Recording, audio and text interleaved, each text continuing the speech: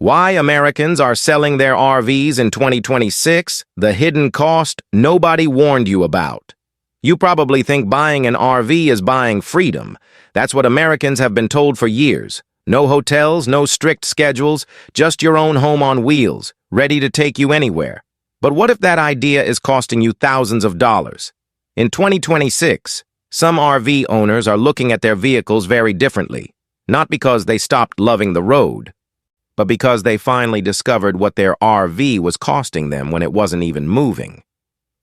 And here's the part that should make every RV owner uncomfortable. The biggest cost of owning an RV may not be the one you see on the monthly bill. In this video, we're going to break down the hidden cost that many buyers don't think about until it's too late. And by the end, you may look at that RV sitting in your driveway completely differently. For years, the RV has been sold as more than just a vehicle. It's been sold as a lifestyle. Picture it. You finish work on Friday. You pack your family into the RV, start the engine, and head out. No airport, no hotel room, no worrying about where you're going to sleep. Just the open road. For retirees, it can mean finally seeing the places they've spent decades dreaming about. For families, it can mean creating memories their kids will remember forever. And that's exactly why an RV can be so tempting, because you're not really thinking about the vehicle. You're thinking about the life that comes with it. And that's where the problem can begin, because when you're excited about the freedom an RV can give you, it's very easy to think about everything you'll gain, and forget to ask one simple question: what is this freedom actually going to cost me? And that question becomes even more important when you realize something most first-time buyers don't. Buying the RV is only the beginning. When people think about the cost of owning an RV, they usually think about one thing first: the price of the RV. Maybe it's $50,000, maybe $100,000, maybe even more. You know you're spending a lot of money, but at least you know what you're paying. Then come the costs you expect: fuel, insurance, maintenance, repairs, parking. And when you travel, you may also have to pay for a place to stay. None of this sounds shocking. You probably expected some of it before you bought the RV. But here's where things get interesting. These costs don't just appear when you're having fun. They can continue even when the RV is sitting at home. You're not taking a road trip. You're not exploring a new state. You're not waking up beside a beautiful lake. The RV is just sitting there, and you're still paying to own it. But even that isn't the biggest problem, because there's another cost that doesn't always show up as a bill. And this is the one that many buyers don't fully think about before they buy. Your RV can become worth less, even while you're barely using it. This is where the RV dream starts to look very different. Imagine you buy an RV for $100,000. You take it on a few amazing trips. You make memories. Then life gets busy. Maybe work gets in the way. Maybe the kids have school. Maybe you simply don't have enough time to travel. So the RV sits in the driveway. You might think, at least it's still worth what I paid for it. But that's the dangerous assumption, because an RV can lose value over time. And you don't need to be driving it for that to happen. It can be sitting there, looking almost exactly the same, but the amount someone is willing to pay for it can keep going down. Think about that for a second. You could spend tens of thousands of dollars on an RV, use it only a few weeks a year, pay to keep it, and then discover that when you're finally ready to sell it, it's worth far less than you expected. That's the hidden cost. And there's something even more frustrating about it. You don't feel this loss every month. There's usually no bill sitting in your mailbox saying, "You just lost another $2,000 in value." You simply discover it later, when you try to sell. And that's when the reality can hit hard, because the RV you thought was a valuable possession may have quietly become one of the most expensive things you barely use. But there's another question we need to answer. Why do people keep paying for an RV they barely use? The answer has less to do with money and much more to do with psychology. This is where things get surprisingly psychological, Because most people don't wake up one morning and say, "I'm wasting money on my RV." Instead, they tell themselves something much easier to believe. "We'll use it more next year." Maybe you only took 3 trips this year. That's okay. Next year will be different. Maybe you were too busy. Maybe the weather wasn't great. Maybe the kids had too many activities. Maybe work got in the way. So you keep the RV. Then another year passes, and you barely use it again. But now there's an emotional connection. You remember the good trips, the sunsets, the family moments, the places you visited. So selling the RV doesn't feel like selling a vehicle. It feels like giving up on the life you imagined when you bought it. And that's a powerful feeling. It makes people hold on to things much longer than they should. But here's the uncomfortable question. If you're paying for an RV 365 days a year, why are you only enjoying it for a few of those days? And once you start asking that question, the entire math of RV ownership begins to change. Because the problem may not be how much the RV costs. The problem may be how little you're actually using it. And this is where another problem starts. It's not always one massive bill that makes an RV expensive. Sometimes it's the little costs you barely notice. You fill up the tank. You pay for insurance. You replace something that broke. You pay for maintenance. You buy something for the next trip. You pay for a place to stay. Then another expense comes along. And because each one feels manageable, you don't think much about it. $100 here, $300 there, $500 somewhere else. None of those numbers feels like a disaster on its own, but add them together over an entire year, and suddenly you're looking at thousands of dollars. And there's a psychological trick happening here. When money leaves your account a little at a time, it doesn't feel as painful as spending the same amount all at once. That's why many RV owners don't realize how much they're actually spending until they finally sit down and add everything together. And then comes the uncomfortable question. How much did I actually spend for the number of days I used this thing? Because that's when an RV can stop looking like a fun purchase and start looking like a very expensive habit. But there's still one major part of the story we haven't talked about. The cost of actually taking the RV on the road. Now let's say you finally take the RV out. This is the part you were waiting for. The engine starts. The family gets inside. The road is ahead of you. It finally feels like the dream you imagined when you bought it. But the moment the RV starts moving, the spending starts moving too. You're using fuel. You're putting more miles on the vehicle. Things wear out. And sometimes something goes wrong when you least expect it. Maybe it's a small problem. Maybe it's something that costs much more than you expected. And that's one of the frustrating things about owning an RV. You can plan the trip. You can plan the route. You can plan where you're going to stay, but you can't always plan when something is going to break. And then there are the costs of actually staying somewhere. The beautiful campsite you saw in the photos, it may not be free. The perfect location, it may be booked. And the longer you travel, the more these expenses can add up. Now, none of this means an RV is a bad idea. That's not the point.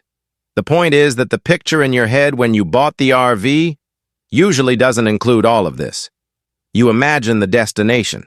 You don't imagine the fuel bill. You imagine the sunset. You don't imagine the repair bill.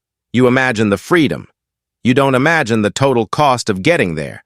And that difference between the dream and reality is one reason some owners eventually start asking themselves, is this still worth it? And for some people, the answer in 2026 is becoming no. So now the question becomes, why sell the RV now? For some owners, it starts with something very simple. They realize they're barely using it. For others, the costs have become harder to justify.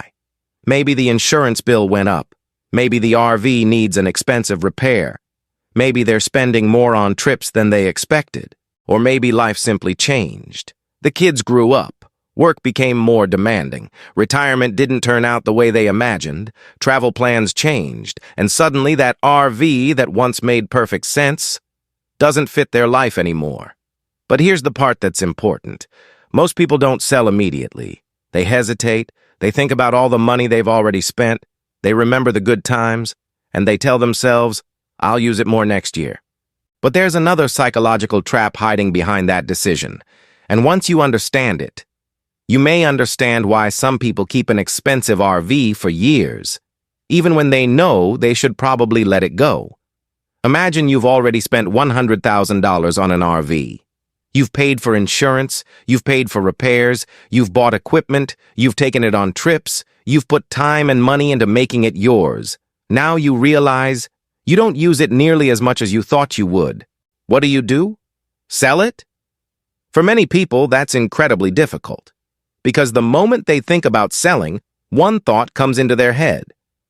I've already spent too much money on this. And that thought can keep you stuck.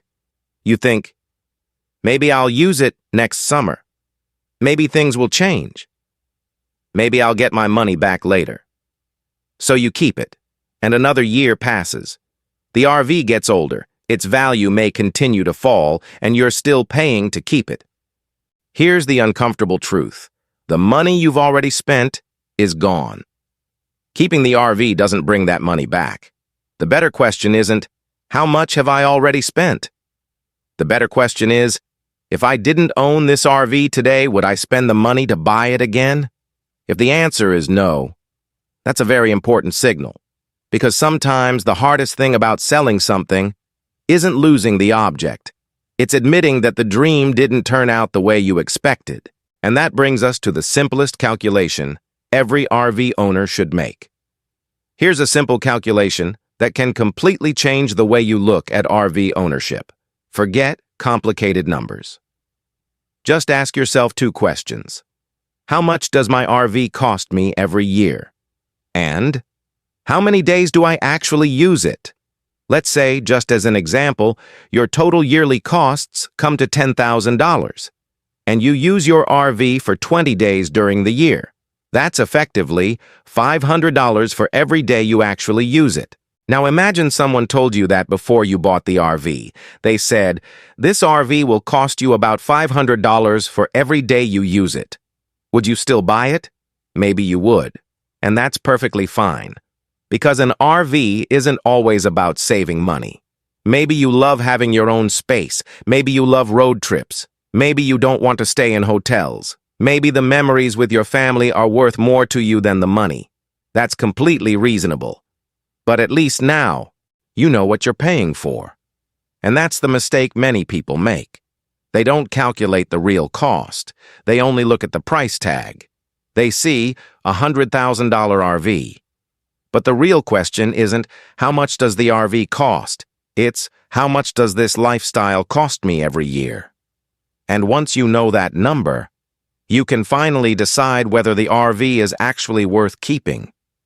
But does that mean everyone should sell their RV? Absolutely not. In fact, for the right person, owning an RV can still make perfect sense. So after everything we've talked about, should you sell your RV? Not necessarily, because here's something important. An RV isn't automatically a bad purchase. For the right person, it can be one of the best purchases they've ever made. If you travel often, if you take long road trips, if you spend weeks or months on the road, if your family genuinely uses the RV, then those costs may be completely worth it. Because you're getting something in return. You're getting experiences. You're getting convenience. You're getting freedom. You're creating memories. And those things don't always have a price tag. The problem is when someone buys an RV because they think they're going to use it. But reality turns out completely different. They imagine 10 trips a year. They take 2. They imagine spending months on the road. They barely leave the driveway. They imagine saving money on hotels. But they still end up spending thousands keeping the RV. That's when the math starts working against them. So before you ask, is an RV worth it? Ask yourself something more personal. Am I actually using it enough to make it worth it for me? Because an RV that gets used constantly can be a great investment in your lifestyle, but an RV that sits untouched for months can quietly become one of the most expensive things you own. And that brings us to the biggest question of all. Was the RV really buying you freedom? Or were you buying the idea of freedom? Maybe that's the real reason some RV owners are selling in 2026, not because RVs are bad, not because road trips aren't worth it, and not because the dream of traveling America has disappeared. It's because the dream and reality don't always match. When you buy an RV, you're not just buying a vehicle. You're buying an idea. The idea that you'll travel more, spend more time with your family, see more of the country, and finally have the freedom you've always wanted. But if that RV spends most of the year sitting in your driveway, then you're not really paying for freedom. You're paying for the possibility of freedom. And that's a very different thing. So before you spend tens of thousands of dollars on an RV, or before you decide to keep the one you already own, ask yourself one simple question. How much am I paying for the freedom I'm actually using? Because the most expensive RV may not be the one with the biggest price tag. It may be the one sitting in your driveway, barely being used, while the bills keep coming. And if you're thinking about buying an RV in 2026, don't just ask, "Can I afford this RV?" Ask, "Can I afford the lifestyle that comes with it?" Because those are two completely different questions. So now I want to hear from you. If you owned an RV that you barely used, would you keep it or sell it? Tell me in the comments. And if you're thinking about buying an RV in 2026, don't make the mistake of looking only at the price tag, because there are some RVs that can lose their value much faster than others, and some can become incredibly expensive mistakes. In the next video, we're going to look at the RVs you should think twice about buying in 2026 before you lose thousands of dollars. So subscribe, because knowing what to avoid before you buy can save you a lot more money than learning the lesson afterward.